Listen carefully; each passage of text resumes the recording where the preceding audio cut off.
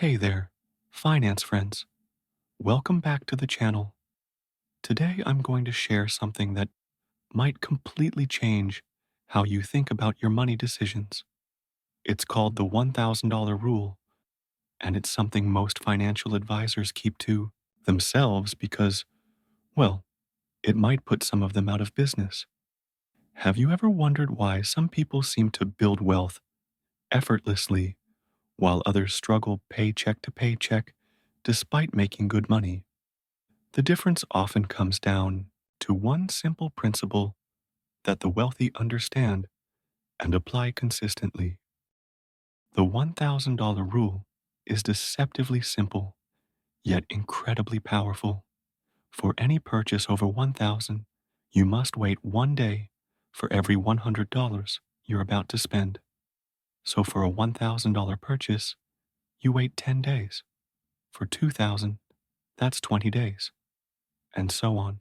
Why does this work? Because it forces you to overcome what behavioral economists call present bias, our tendency to value immediate rewards more highly than future benefits. A study from the Bureau of Economic Research found that impulse purchases over $1,000 are among the top reasons households fail to reach their savings goals, with the average American household making 3 for 4 such unplanned large purchases annually. Let me break down why this rule is so effective. First, it creates a cooling off period. That emotional excitement you feel when eyeing a new 85-inch TV or the latest iPhone, it naturally diminishes with time. Research from the Journal of Consumer Psychology shows that purchase excitement decreases by approximately 50% after just 48 hours of delay. Second, it gives you time to research alternatives. During your waiting period, you might discover a better deal, a more suitable option, or realize you don't need the item at all. Data from Consumer Reports indicates that consumers who research major purchases for at least a week save an average of 23% compared to impulse buyers. Third, and perhaps most importantly, it forces you to evaluate opportunity costs. What else could you do with that money?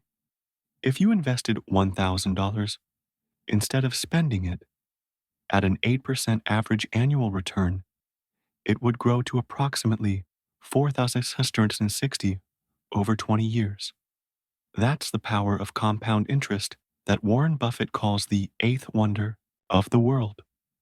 Here's where things get interesting.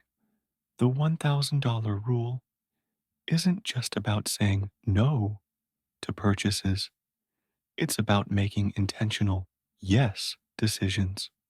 Sometimes, after your waiting period, you'll still want to make the purchase, and that's perfectly fine.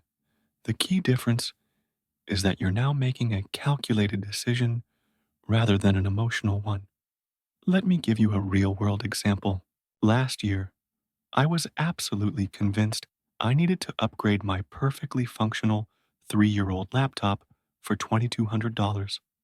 Following the $1,000 rule, I had to wait 22 days.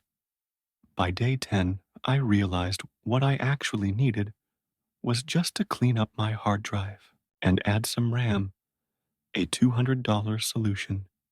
That one decision saved me $2,000. Now, you might be thinking, but what about emergencies? Some expenses can't wait. You're absolutely right. The $1,000 rule applies specifically to discretionary purchases, not emergency medical bills or replacing a broken water heater in winter. That's why having an emergency fund is so crucial.